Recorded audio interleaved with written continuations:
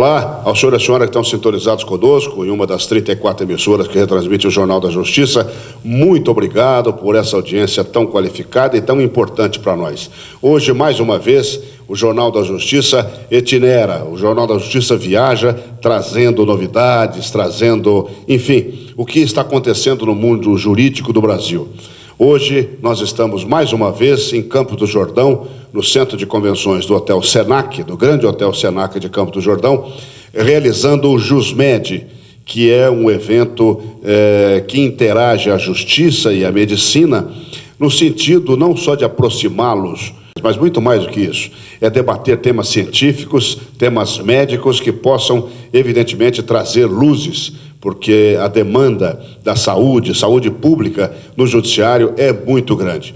Então, o Jornal da Justiça, em parceria com a JuFesp, Associação dos Juízes Federais de São Paulo e Mato Grosso do Sul, da APAMAGES, Associação Paulista dos Magistrados, e também da Academia Paulista de Magistrados, do Tribunal de Justiça, juntamente com a Unimed, a Federação do Estado de São Paulo, estamos realizando, como eu disse, esse 7º JusMed. É um encontro técnico-científico de juízes, desembargadores, ministros e os senhores operadores da medicina, os senhores médicos. O senhor vai acompanhar nesse dia que nós estamos gravando aqui, nesse sábado, 22 de maio, um júri simulado. Nós voltamos daqui a pouquinho, já com o Tribunal Acadêmico.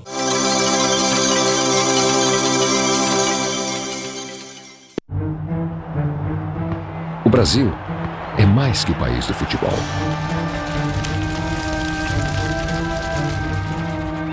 É o país da agricultura e pecuária, onde o Bradesco tem presença há mais de 60 anos, financiando produtores de todos os tamanhos.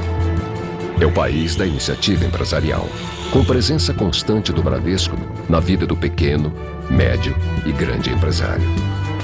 É o país da diversidade e da igualdade, da iniciativa privada em equilíbrio com o setor público, onde o Bradesco tem presença em todas as classes, com o maior número de pontos de atendimento do país em quase 100% dos municípios. Esse não é mais o país do futuro. Hoje, no mundo, o Brasil é presença. E presença no Brasil é Bradesco.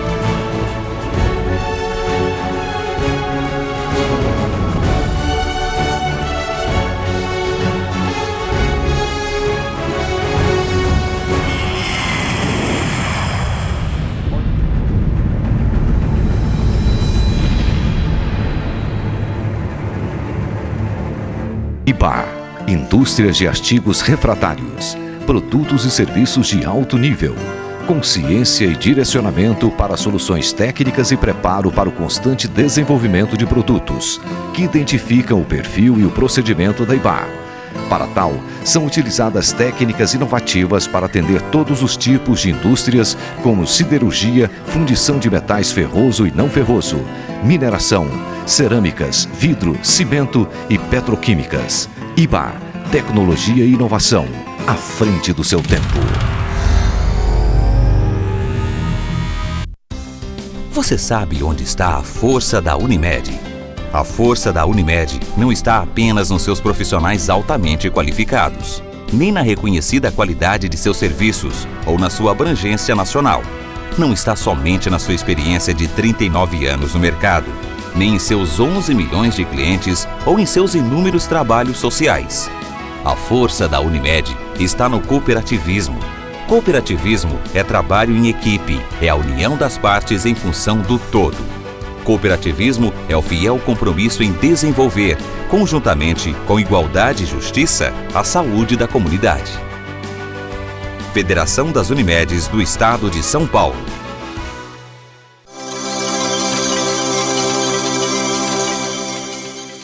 Hoje nós temos uma questão muito importante, viu, Luiz? O juiz não pode mais ser um indivíduo isolado num gabinete, distanciado dos anseios sociais, distanciado dos anseios da comunidade, um homem fechado num gabinete que ausculta apenas a sua consciência. Hoje nós estamos aqui num seminário jurídico, estamos aqui para aprender, para ouvir, para trocar ideias, discutir novas experiências, como foram passadas aqui muito bem pela desembargadora Cristina Zucchi. Nós temos que também nos aprimorar, não podemos nos julgar semideuses. O indivíduo que exerce a função jurisdicional tem que exercê-la em consonância com os anseios sociais e procurar evoluir, né? E nós estamos sempre nessa perspectiva. E o Viana foi uma pessoa que nunca se furtou a apreender, a ouvir, a captar o sentimento social, né? E por isso chegou aonde está hoje, né? Além da sua larga experiência judicante, porque para chegar aqui foram mais de 40 anos de magistratura, né? E com toda essa bagagem, ele tem principalmente um sentimento, em primeiro lugar, de conhecimento da realidade do judiciário, sabendo que o judiciário precisa avançar muito. Como eu digo, o nosso judiciário precisa de um choque de gestão, e o Viana vem nessa expectativa de promover algumas mudanças, como já vem fazendo, para justamente melhorar o nosso judiciário, melhorar a prestação jurisdicional.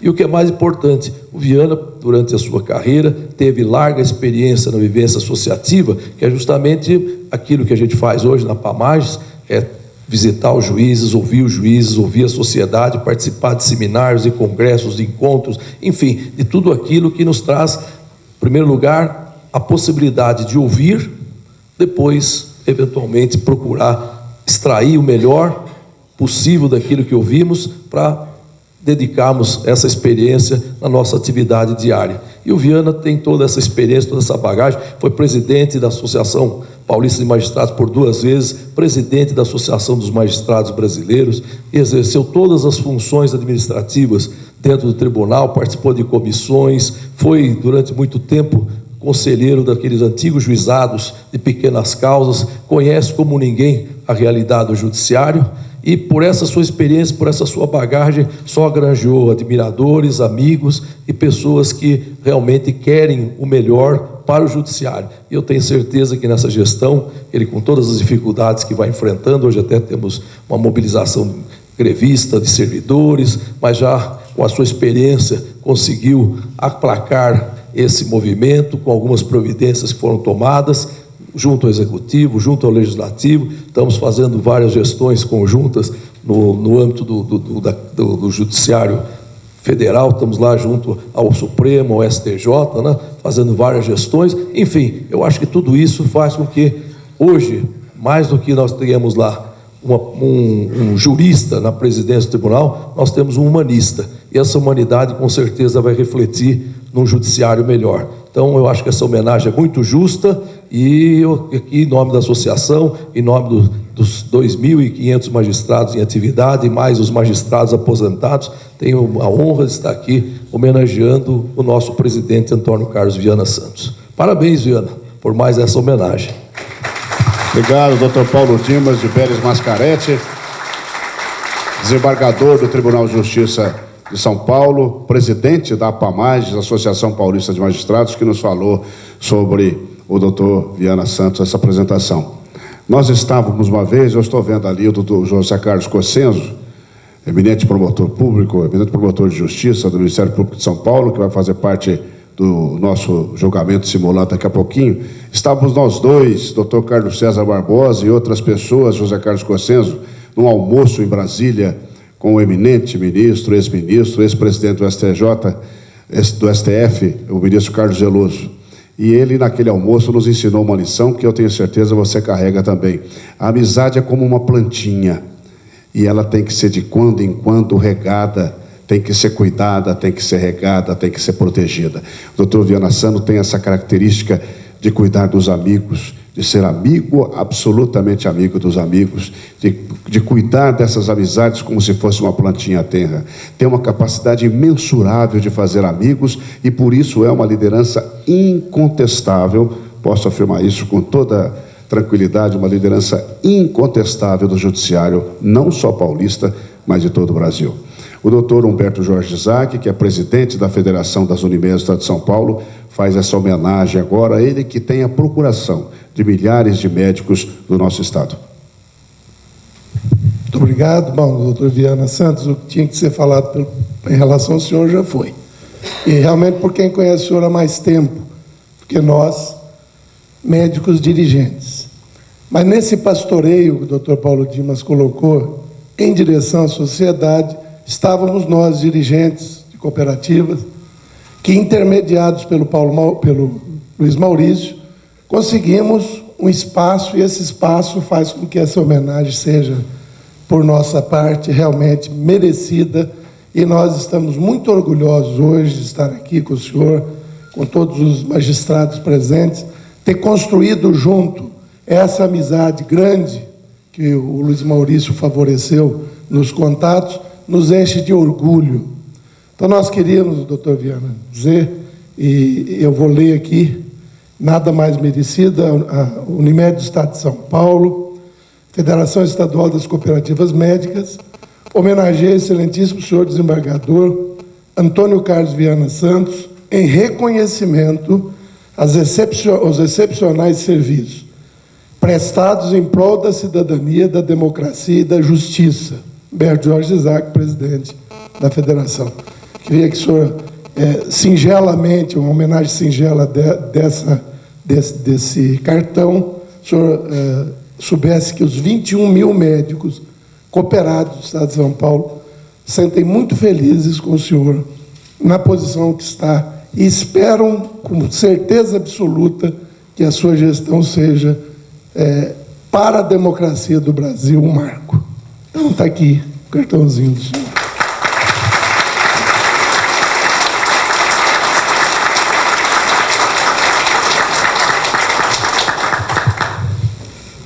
Agradeço profundamente as palavras do Paulo Dimas, do Luiz Maurício, este mimo que eu guardarei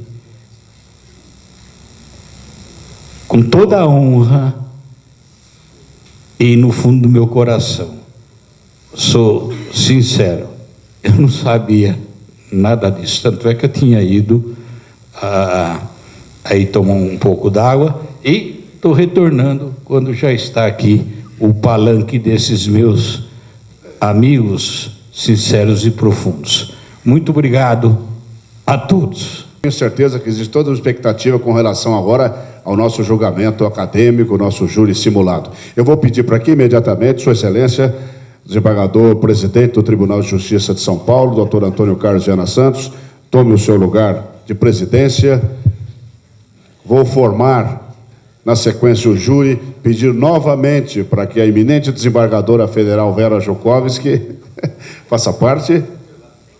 É uma honra para nós, por favor. Doutor Luiz Stefanini, doutor Calandra, doutor Paulo Dimas Mascaretti, a senhora não vai escapar, vai trabalhar mais um pouquinho em prol de todos nós, com a sua soberba inteligência, por gentileza, doutora Maria Cristina Zucchi, a doutora Antônio Ribeiro Pinto, onde é que está o doutor Toninho, querido doutor Toninho, doutor Ricardo Nascimento, presidente da JUFESP. Doutor Ricardo, por gentileza, precisamos da contribuição da sua inteligência, da sua verve jurídica, para nos ajudar aqui como julgador dessa demanda que vai se instalar entre os dois eminentes advogados, doutor Brasil Salomão e doutor José Cláudio, lá no júri, doutor, por gentileza. Eu vou chamar o doutor José Carlos Cossenzo, ele é promotor de justiça do Ministério Público de São Paulo, foi presidente da CONAMP, a associação maior do Ministério Público do Brasil, por 2 legislaturas, uma liderança incontestável do Ministério Público, não só de São Paulo, mas também do Brasil. Ele que, como eu disse, foi durante 2 vezes presidente da Associação Nacional do Ministério Público, por gentileza. Dr. Cássio Chaí, do Ministério Público do Maranhão, promotor de justiça, representando com o Dr. Cossenzo. Vou chamando também o Dr. Brasil Salomão, por gentileza, Dr. Brasil, e o Dr. José Cláudio de Oliveira. Presidente, o senhor, evidentemente, a presidência é sua, o senhor conduz. Presidente. Eu já dei bom dia a todos, renovo. Este júri tem por base o júri tradicional, que é o competente para julgar os crimes contra a vida, com pequenas alterações. Uma delas, eu alerto os senhores jurados que o voto será aberto e vossas excelências poderão, se o quiser, fundamentá-lo, em razão dos debates. Então essa é uma experiência e que vai além do júri tradicional, não é? A temática: judicialização da saúde, ou, como eu prefiro, judicialização do direito à saúde. Ontem, quando de minha fala, eu busquei não adentrar em certos campos para que não atrapalhasse o serviço de hoje. O eminente jornalista Luiz Maurício estipulou 15 minutos para cada qual. Eu prefiro, com todo respeito, Maurício, fazer o contrário. A acusação e a defesa façam a divisão. Poderão ser os 15, ou um poderá ficar com 10, outro com 20. Mas muita atenção nessa divisão, hein? Não vá um usar a meia hora e querer que o outro fale depois. Então, penso eu que não há dúvida alguma. Eu pergunto a acusação e a defesa se assim está conveniente.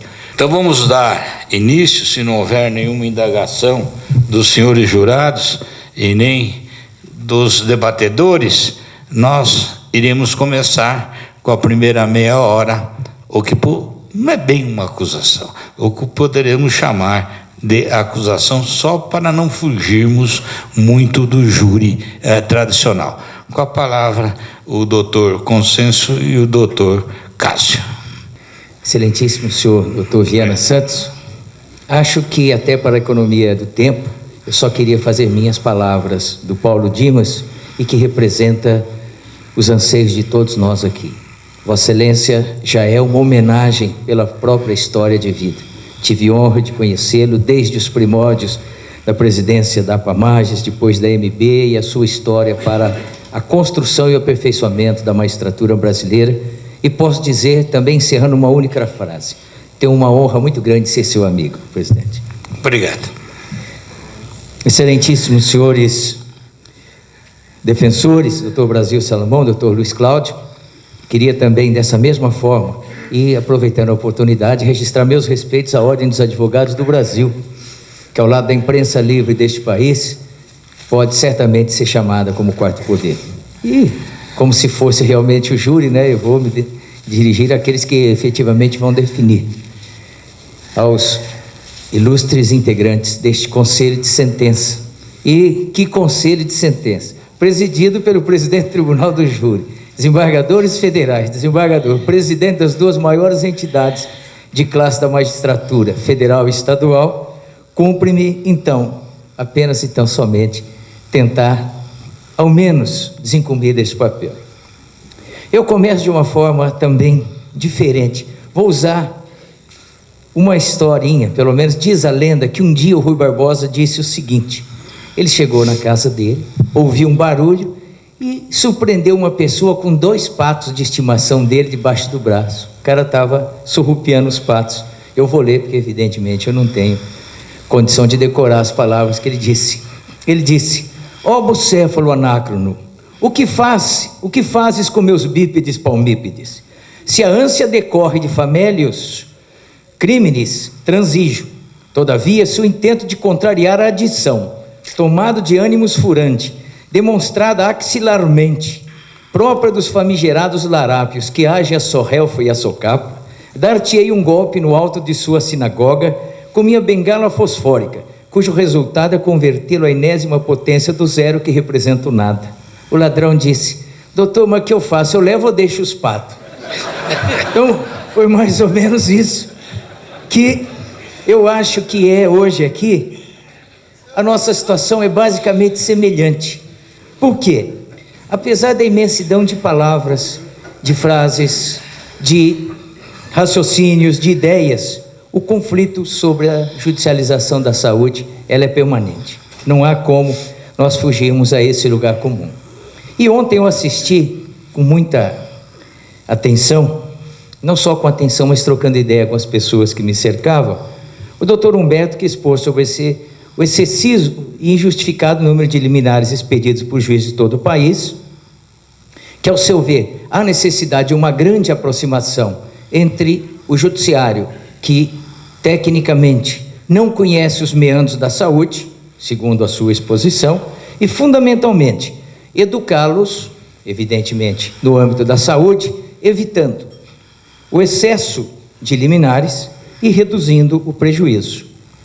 Disse também o doutor Humberto que a intenção é buscar a demonstração de igualdade nos materiais e remédios utilizados, e não tocou na possibilidade, e aqui vem minha defesa, ao contrário da acusação, a defesa institucional, não tocou, e isso eu senti, qualquer ponto no que se refere à intromissão do Ministério Público, que, ao meu ver, é extremamente importante nessa situação, na busca de uma equação, de uma pacificação, talvez através de um termo de ajustamento de conduta, e evitando que a gente possa judicializar essas discussões. O doutor Gandini fez uma exposição brilhante sobre a atuação concreta da magistratura em Ribeirão Preto. O doutor Renato Lopes deu uma aula espetacular sobre o que seria cooperativismo. O doutor Eudes dissecou, se é essa expressão que eu poderia usar no jargão médico, né, os problemas, e fez uma belíssima projeção sobre o futuro das Unimedes, ainda que fez uma crítica severa e uma advertência sobre a gestão futura e a responsabilidade e necessidade de um planejamento responsável no futuro. Dr. Cássio Chay, meu querido amigo, que agora cumprimento e tem uma honra muito grande em dividir com ele essa tribuna, fez uma explanação emocionante sobre a saúde e a justiça social. E, por final, o desembargador Viana Santos, se a gente pudesse utilizar uma expressão bem vulgar, né, passou a régua.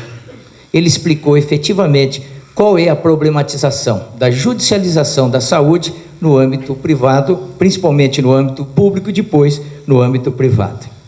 Eu confesso, excelências, que eu não tinha a menor noção do que seria isso. Eu tentei pedir inspiração para a deusa, ou pelo menos o santo protetor dos médicos, acho que ele não me ajudou. Tentei pedir inspiração para a deusa da justiça, ela também não. Aí eu procurei num grande amigo nosso, num outro, considerado um dos grandes deuses, que é Baco. E aí, eu tomando um vinhozinho, eu pensei, o que é que eu vou falar amanhã para esse pessoal? Então eu começo pela dificuldade enorme estabelecida pelo artigo 196 da Constituição Federal, que estabelece claramente o direito de todos à saúde. Esse problema vem também ser adicionado a uma dificuldade que hoje, a nosso ver, e principalmente no Ministério Público, presidente, senhores integrantes do Conselho de Sentença, é tudo aquilo que nós estamos discutindo, e todas essas palestras magníficas que assistimos ontem, trata de uma única coisa, basicamente o acesso à justiça. A Constituição de 88 ampliou de forma total o acesso à justiça. Estabeleceu a igualdade em todos os segmentos, usando até uma expressão que disse o Dr. Paulo Dimas, a Constituição mais humanista da nossa história. Então, ela estabeleceu todo esse direito de igualdade. E aí o que trouxe?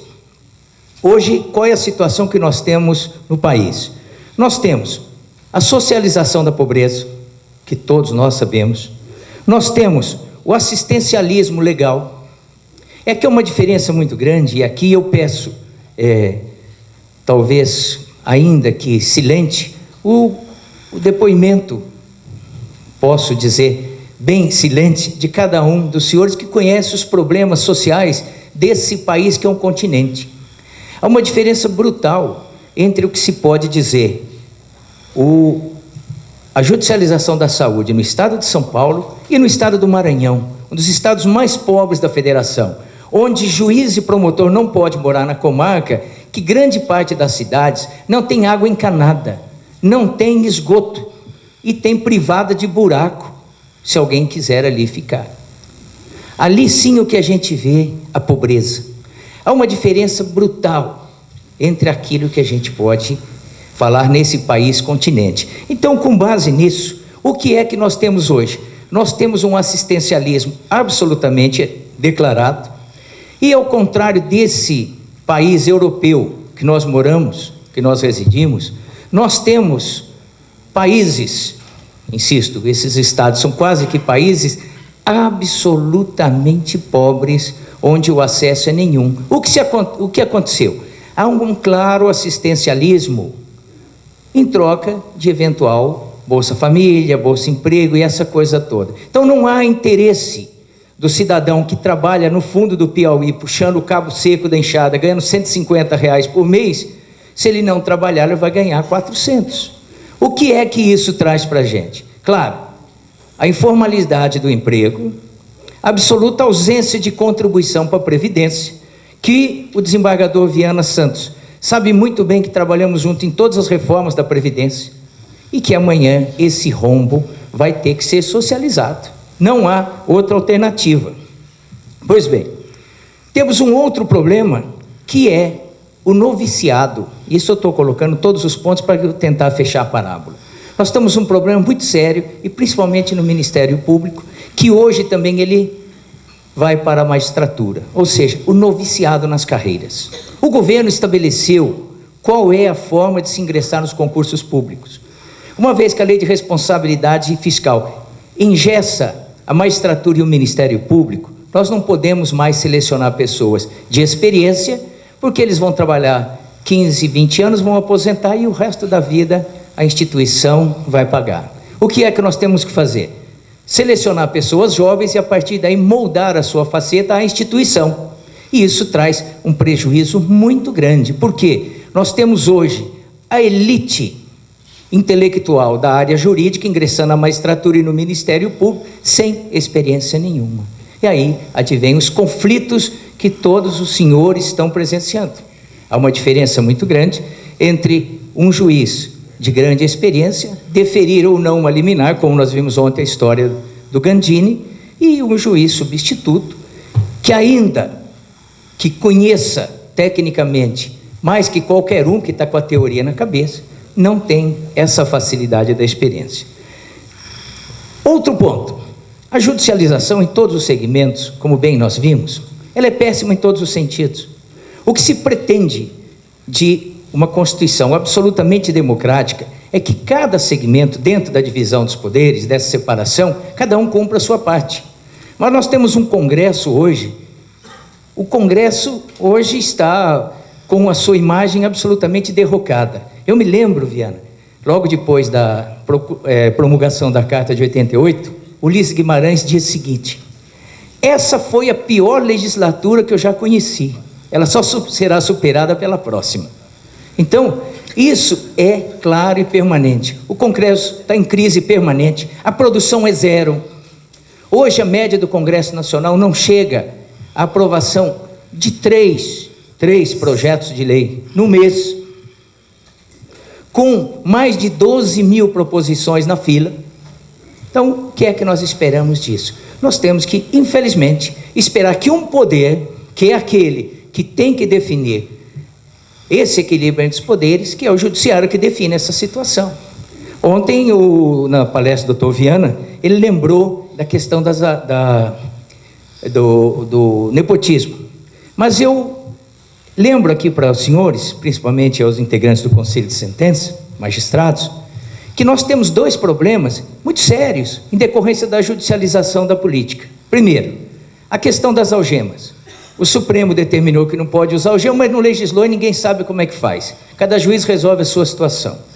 O outro é a questão a partir do momento em que o Supremo declarou a inconstitucionalidade da lei de imprensa, até hoje o jornal O Estado de São Paulo vai fazer, acho que um ano e pouco, não consegue publicar um único artigo a respeito de um filho do presidente do Senado, José Sarney.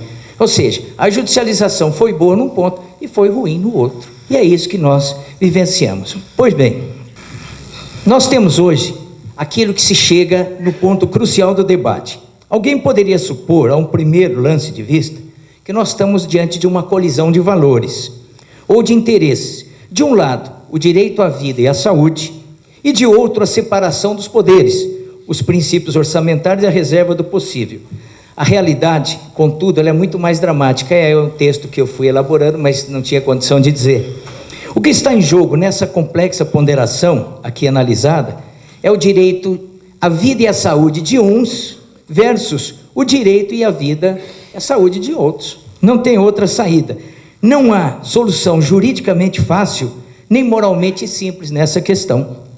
O que é que nós temos, insisto mais uma vez, dentro dessa situação?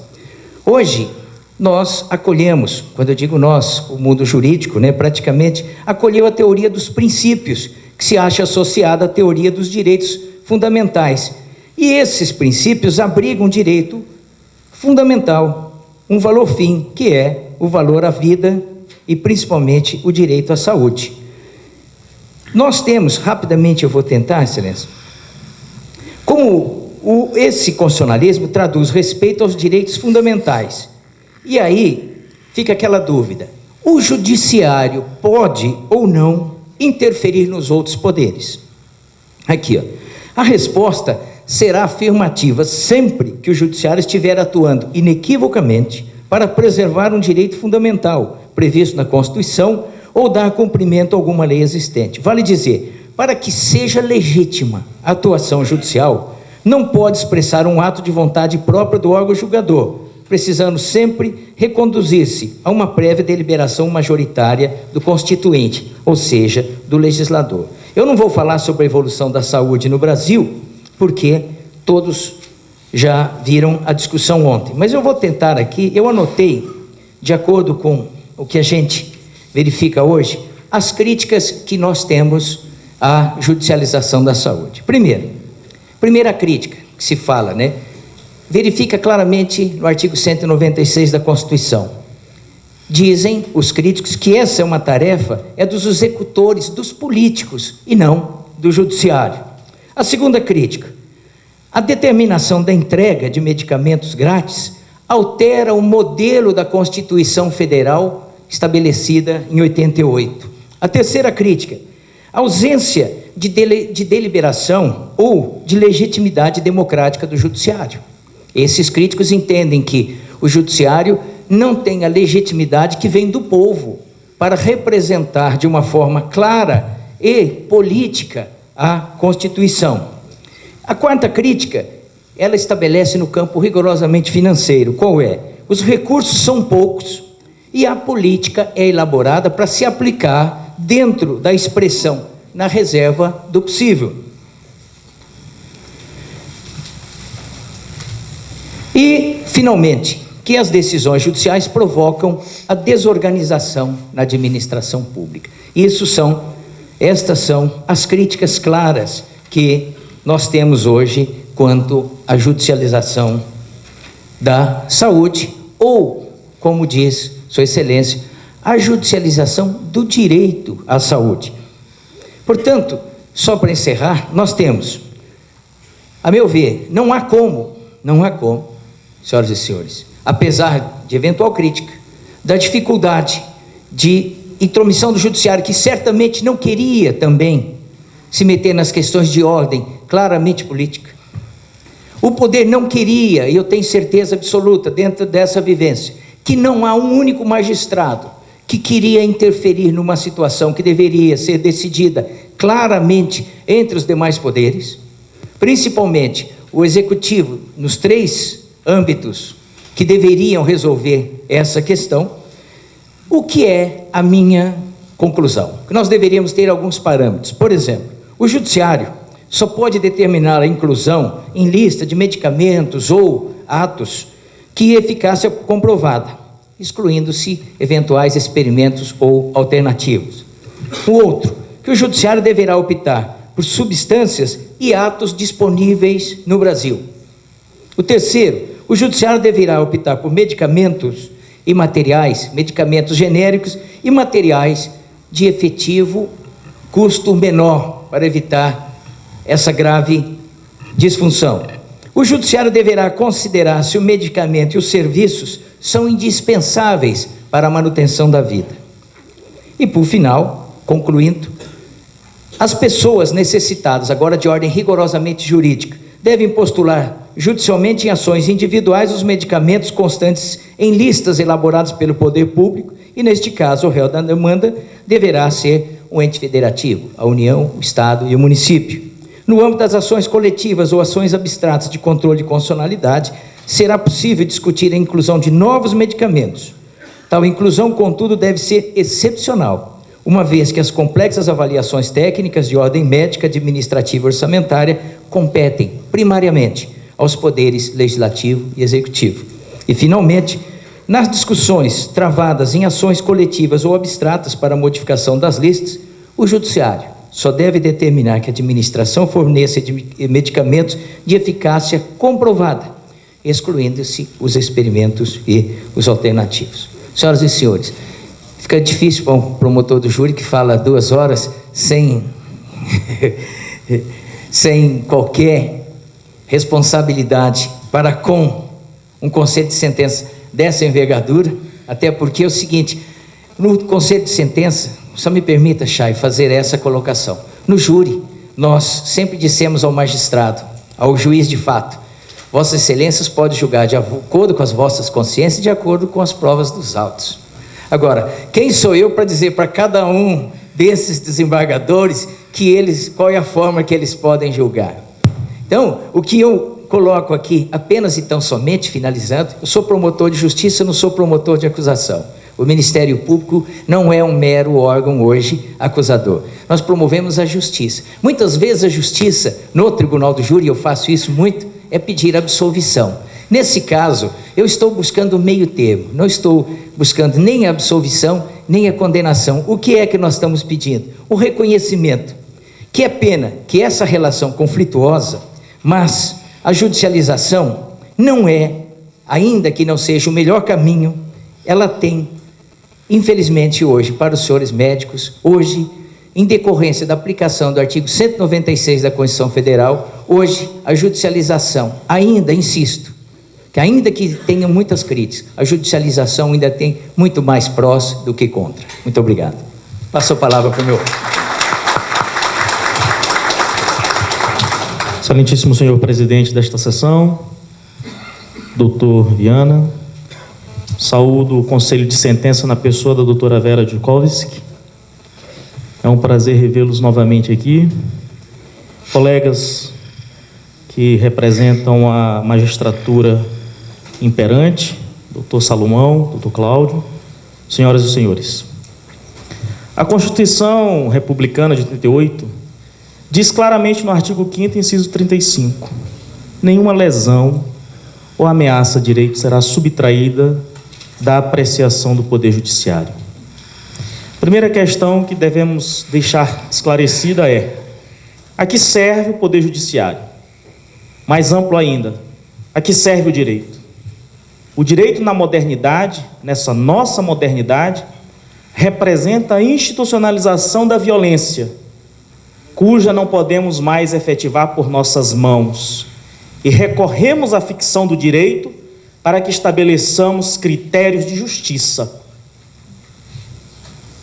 Se é assim, se não podemos permitir a subtração das lesões ameaças a direitos que nós socialmente estabelecemos uns em relação aos outros, como garantia de uma convivência pacífica e democrática, objetivando a diminuição das desigualdades sociais, prestigiando a dignidade da pessoa humana, para que fortaleçamos uma cidadania na qual há de convergir todos os nossos interesses o mais distintos possíveis, precisamos então responder: a que serve o Poder Judiciário? O Poder Judiciário é a instituição a que recorremos quando falecemos enquanto sociedade na resolução mútua dos nossos conflitos no âmbito civil. Porque somos incapazes de nos darmos uma resposta que satisfaça um equilíbrio da liberdade que exigimos e da igualdade que necessitamos. Livres para concorrer, livres para realizar os nossos sonhos, enfim. A que serve então o Poder Judiciário? Se nessa busca de uma justiça social nos deparamos, inclusive, com a mais essencial necessidade de sermos libertos, que é a vida. Não adianta sermos libertos se nossa vida é combalida. Não adianta ter vida pungente se a liberdade é restrita sobre ela. Então, como equilibrar essa inequação da liberdade que nos clama a realizar coisas sem limites, da igualdade que nos amarra enquanto sociedade? Exatamente por isso é que advogamos a ideia de que é necessário, pontualmente na história, que recorramos ao Poder Judiciário para que essa instituição venha resolver conflitos os quais fomos incapazes de respondermos socialmente no âmbito das nossas liberdades privadas. Não é à toa que essas liberdades, por mais privadas que sejam, todas elas são liberdades públicas. Se de um lado a Constituição permite que exerçamos profissões, atividades econômicas, por outro lado a própria Constituição diz: observados os preceitos da lei. Se por um lado a Constituição diz que é livre a associação, é livre a reunião, é livre a expressão, por outro lado a própria Constituição coloca limites. Essa é a razão pela qual não podemos fugir ao fato de que, eventualmente, por nossas incapacidades, por nossas limitações, na resolução dos nossos conflitos, alguém recorra ao Poder Judiciário para que esse poder, em nos representando coletivamente, nos dê uma resposta. Doutores, 5 minutos. E concluindo, não vou muito longe para dizer que não é a rafaméia da população brasileira, não é a choldra, não é a escumalha, não é o indiferente que recorre ao Poder Judiciário, porque ele já não é. Ele já não é sujeito de direitos. Ele está sujeito a um direito cuja essência nem tomou conhecimento. Quem recorre ao Poder Judiciário somos nós. É essa categoria de pessoas que recorre ao Poder Judiciário. Não é o pobre letrado, porque esse já está marginalizado 2 vezes. E porque o Sistema Único de Saúde, ele é único, não é 2, pela absoluta ausência de movimentação social dessa grande maioria de brasileiros que não consegue articular a defesa de um direito para o gozo desse direito. E isso cabe a nós outros. Por essas razões é que é necessário que não subtraiamos do Poder Judiciário a verificação, caso a caso, de conflitos sociais, os quais somos incapazes de resolver por nossa falta de maturidade social. Por isso, senhores do Conselho de Sentença, o que o Ministério Público aqui defende é que todo excesso deve ser evitado. mas que de inopino, nenhuma subtração, nenhum furto ao exercício de um direito social deve ser colocado à margem do conhecimento de vossas excelências. Porque se não somos capazes de resolver esses problemas no âmbito privado, é compreendendo na linguagem habermasiana a necessidade recorrente ao âmbito público para que reconciliemos as nossas eficácias econômicas com as nossas desigualdades sociais, para que tenhamos sim, efetivamente, o respeito à saúde, seja fornecendo medicamento, seja fornecendo procedimento médico, seja inclusive interferindo como um provocador de um planejamento mais eficiente nas políticas públicas voltadas à saúde, porque até nisso nós falecemos também. A nossa incapacidade de articulação institucional com os poderes públicos instituídos, a fim de que verifiquemos, enquanto cidadãos, a aplicação correta dos recursos destinados à saúde.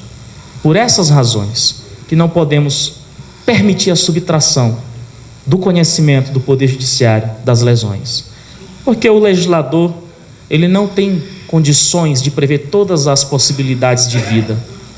Por isso que a Constituição ela é aberta à interpretação dos senhores, que haverão de aplicar devidamente e corretamente a lei.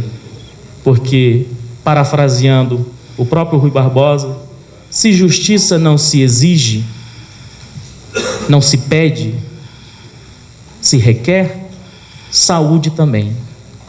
Não se pode pensar em liberdade sem vida digna. Também não se pode pensar em vida digna sem liberdade. Por essas razões, essas são as colocações do Ministério Público aqui representado, a fim de que, primeiro, afirmar a não judicialização da justiça é agredir o grande pacto social que tende a nos reconciliar nas nossas mais íntimas fragilidades e das nossas incapacidades privadas de resolver nossos conflitos coletivos.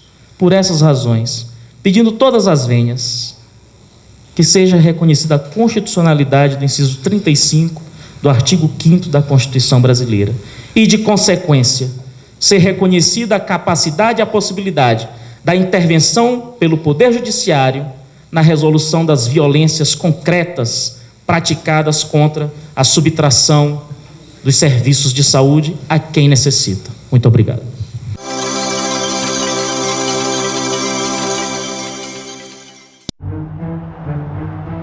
O Brasil é mais que o país do futebol.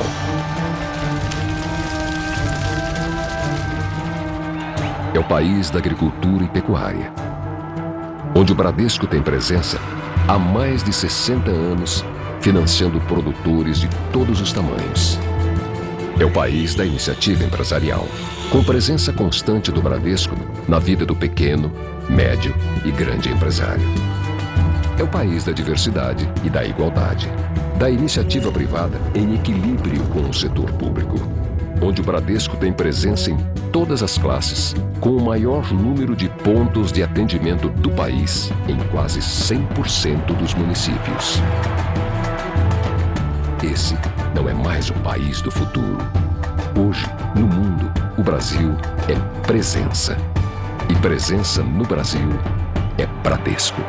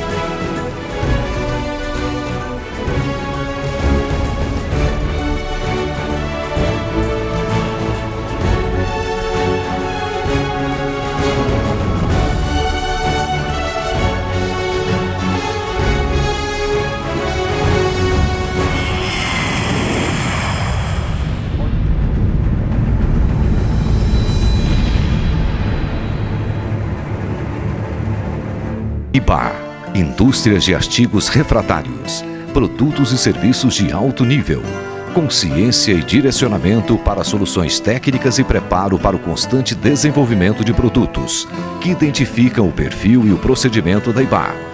Para tal, são utilizadas técnicas inovativas para atender todos os tipos de indústrias, como siderurgia, fundição de metais ferroso e não ferroso, mineração, cerâmicas, vidro, cimento e petroquímicas. IBA, tecnologia e inovação, à frente do seu tempo. Você sabe onde está a força da Unimed? A força da Unimed não está apenas nos seus profissionais altamente qualificados, nem na reconhecida qualidade de seus serviços ou na sua abrangência nacional.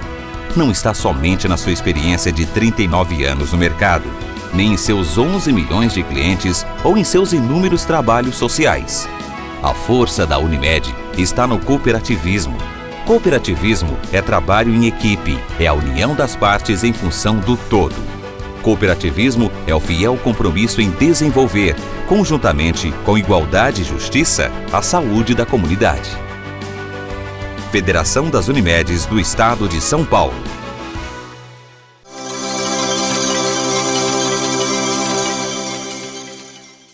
Olá, o senhor que acompanhou esse julgamento simulado, esse júri acadêmico, espero que tenha gostado, né? Ele teve a presidência do desembargador, presidente do Tribunal de Justiça do Estado de São Paulo, desembargador Antônio Carlos Viana Santos.